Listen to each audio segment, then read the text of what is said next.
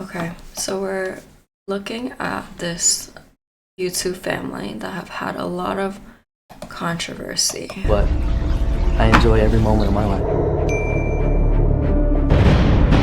Their big Ace family home that they're always flexing is being foreclosed on. They will soon no longer have their house, which is really the only visual we have that they're successful. I vaguely, like little details of this family and when they started. And now he's about to lose everything. And to make matters worse, they are getting foreclosed on their $10 million house. Everything they do seems to turn into a scam or a lawsuit. We're at about 12 lawsuits right now. It looks like maybe his wife is gonna leave him. Austin McBroom is such a freaking scammer. I hope this guy goes to jail.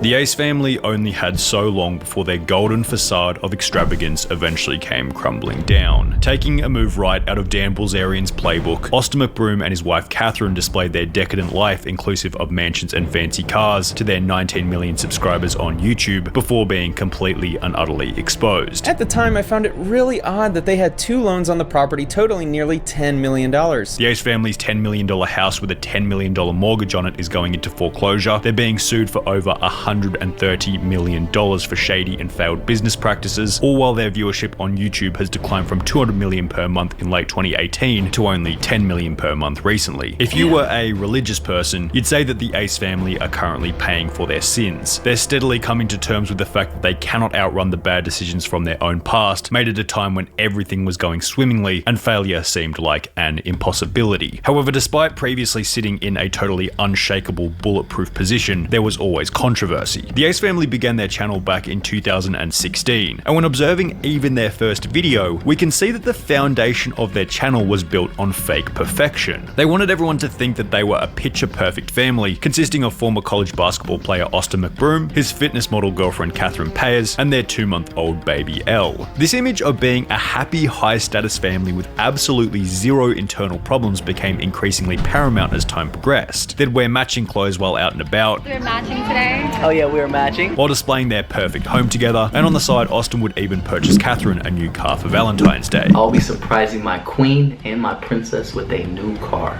Yes, people, a new car, and this is not a prank. The naive amongst their audience who believed their problem-free facade saw them as what you might call family goals, and as a result, their channel grew insanely fast, blasting past 1 million subscribers less than a year after creating their channel, which was met with an over-the-top, cringy cliche video celebrating the milestone. Here goes, here goes, here we go. It's coming! It's coming!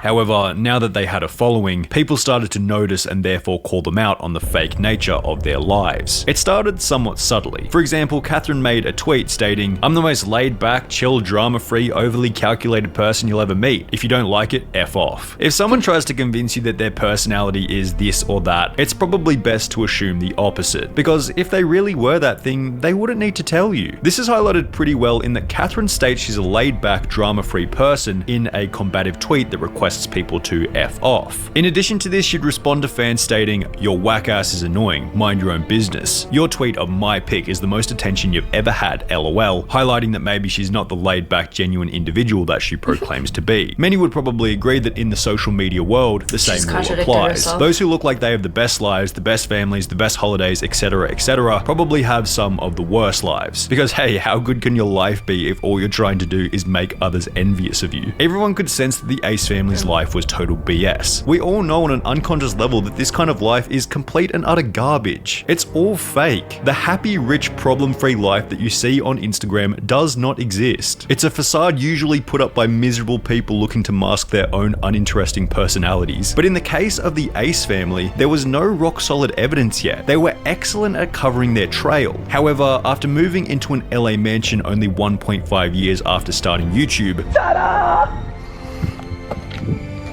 The Ace family crazy. They began to get exposed on the main screen. When introducing the property, they framed the whole scenario as if he and Catherine had purchased the home. I've always wanted my own home, and I've never had one. Catherine's never had one.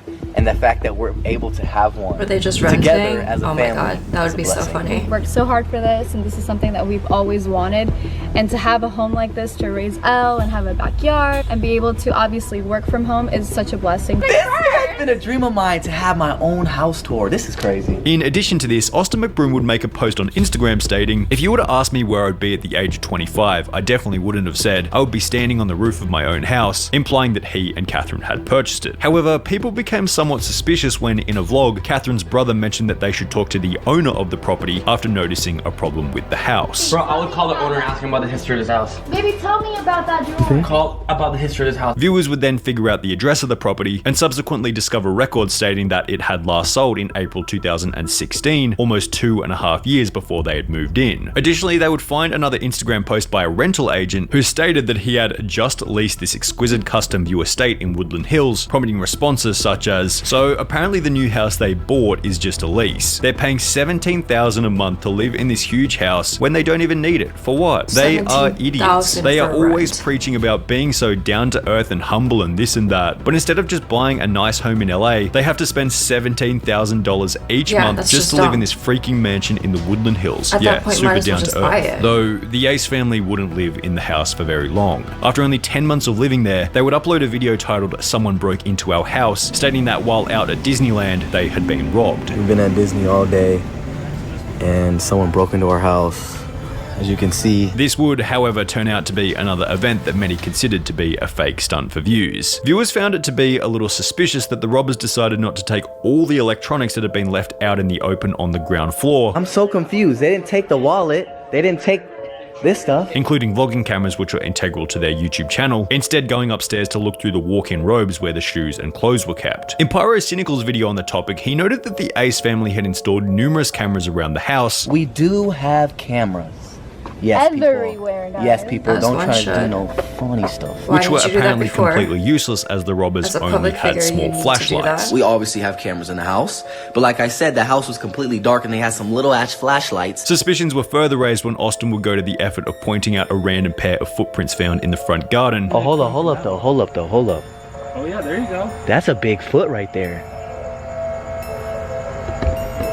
Those are big feet. As if the whole thing had been set up and he was trying to solve his own crime. With suspicions raised, viewers would look into the possibility that it had been faked and would discover that one of the police officers in the video looked very similar to a fake hireable police officer from a company called Top Cop Shop LA. Someone would then pose as a financial advisor for Austin McBroom, emailing Top Cop Shop LA, requesting that they provide an invoice for the hire of fake police, at which point they would receive a receipt made out to Austin McBroom for the hire of 5 police cars and 6 fake police officers. Catherine then responded to the criticism by doing what all moronic influencers do when they're under fire, virtue signal by talking about the police. To attack those who risk their lives on a daily basis to protect our communities and our families, by suggesting that they would participate in a staged robbery amounts to slander. To suppose that the police officers that responded to our robbery call were paid to act in a vlog or a staged robbery is ridiculous. It doesn't only attack the integrity of our family, not that they had any integrity to begin with, it takes away from a relevant issue, which is the safety of our family and our home, as well as the integrity of our police department. Austin would respond by stating that the Top Cop Shop receipt had been faked. People made up a receipt that we paid actor cops. They typed it out, made it up, and the fact that it was just typed up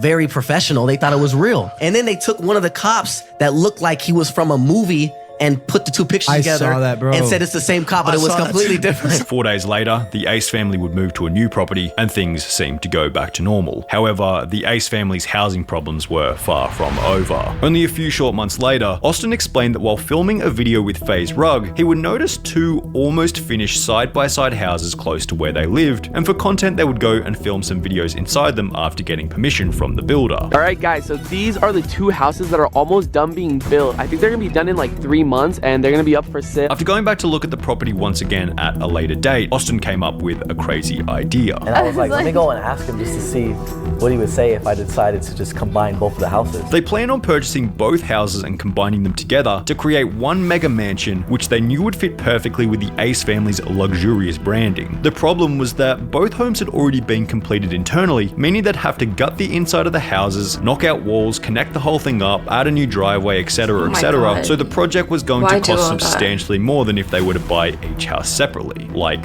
way more. When looking at a basic real estate map for sold properties surrounding the two houses they wanted to combine together, pretty much every single sale price is under 1.5 million. Let's give them the benefit of the doubt and say that each property was worth 3 million on their own, considering each house was brand new and on top of a hill with a view, which would total $6 million for the two houses. Well, after all was said and done, the Ace family paid $10,064,230 for the two houses as a combined finished product. We are here at the McBroom residence about to sign our lives away.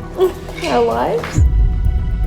Not only had they paid a premium of approximately $4 million to have the houses combined, but they also paid $10 million for a property in an area where very few had sold for more than $2 million. However, just in case the purchase wasn't stupid enough already, it was then revealed that they had financed the entire $10 million from two different hard money lenders. At the end of July 2019, the McBrooms took out a hard money loan of $8.85 million from Five Arch Funding Corp. and another $1 million loan from TMK Development LLC, who I'm assuming is also a hard money lender. Hard money loans are expensive loans used by house flippers that almost always have a 1-year payback term. They're considered expensive because the borrower typically pays multiple points at closing and an interest rate of 10 to 12% on an interest-only loan. The amount owed is about $9.5 million. At 12% interest, the loan is $95,000 per month interest only. Add on property taxes, which for that property are exactly $10,000 a month. Insurance and maintenance gives you a total monthly cost of well over $110,000 every single month. Now, while $110,000 per month seems pretty damn expensive for you and me, we can assume that the McBrooms were making well over $1 million per month at this point, so to them, $110K per month with their income at the time seemed somewhat reasonable. The key word, however, is at the time. Social media stars like sports stars, as Cornelius outlined excellently in his video, have some of the most fragile careers imaginable, especially for those like the Ace family, where all they're really bringing to the table is look at how much money I have, or look at our amazing family, which people get bored of pretty damn quickly. As soon as the Ace family had announced that their house was finally finished, everything started to go downhill.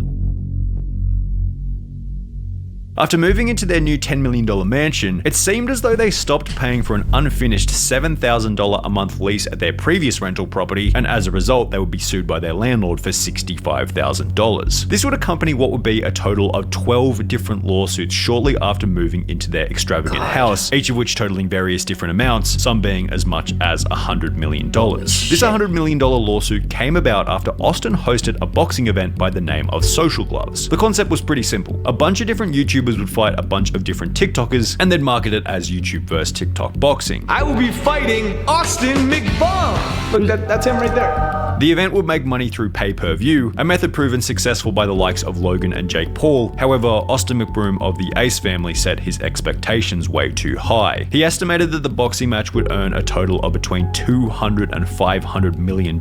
However, on the day of the anticipated event, it would sell only 136,000 pay-per-view subscriptions, which at between $50 and $90 each totaled an absolute maximum of $12 million. For this reason, those who fought in the event failed to receive payment for their participation and began to file subsequent lawsuits, one after the other, against Austin McBroom. None of the fighters have been paid.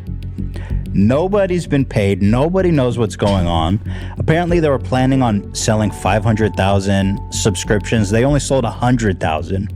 They've made nowhere near enough money. A company by the name of LiveX Live, hired by McBroom to help promote and run the event, would state that the McBrooms and their entire approach to this event was built upon a stack of lies, followed by the filing of the previously mentioned $100 million lawsuit for damaging their company's reputation with such a bad event. Austin McBroom's lawyers would state, in light of the apparent underperformance of the event, our firm has been retained to represent McBroom in connection with either a workout of the claims of all its creditors, or if a workout is not feasible, a likely bankruptcy filing. To add another 2 cherries on top of the cake, Catherine was then sued for $30 million for dodgy business practices relating to her makeup line, all while the Ace family's YouTube channel has been declining in viewership extremely rapidly. In the 3 months between June 2020 and September 2020, they went from an average of 105 million views per month to an average of 35 million views per month, which has since dropped even further, with the Ace family being unable to crack even the 10 million view mark over the last 30 days. With all this in mind, it was barely a surprise to discover that their $10 million home was going into foreclosure for failure to pay the mortgage. When asked about the foreclosure, Catherine would state that it wasn't true. Okay, Catherine, there's a lot of rumors that your house is getting foreclosed. What do you have to say about that? It's not true. It's not true?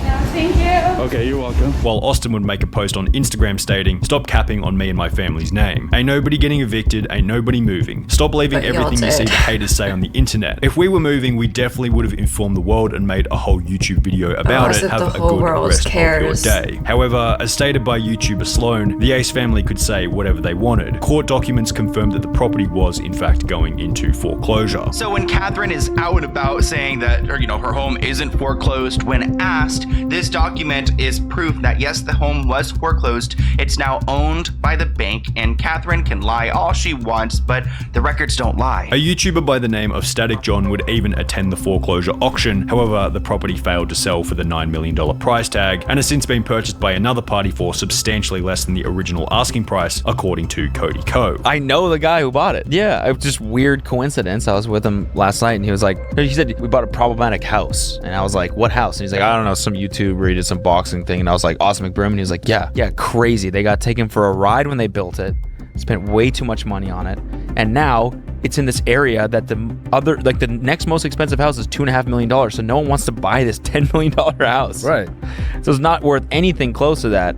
So they picked it up for cheap from the loan company, and I guess they're gonna try and... There's something that's just universally satisfying about seeing the Ace family's empire crumble. Maybe it was because we could sense that it was to some extent built on lies, and therefore it feels as though we've witnessed an example of karma to see it all come to a messy end. Austin and Catherine McBroom built their empire on sand, with debt, with lies, and with most important of all, ego. The Ace family's need to maintain a public image as a happy, problem-free family was the basis for all their success, but was simultaneously the reason for their catastrophic fall. Personally, if they had just gotten a financial advisor, none of this would have happened. It's just that easy.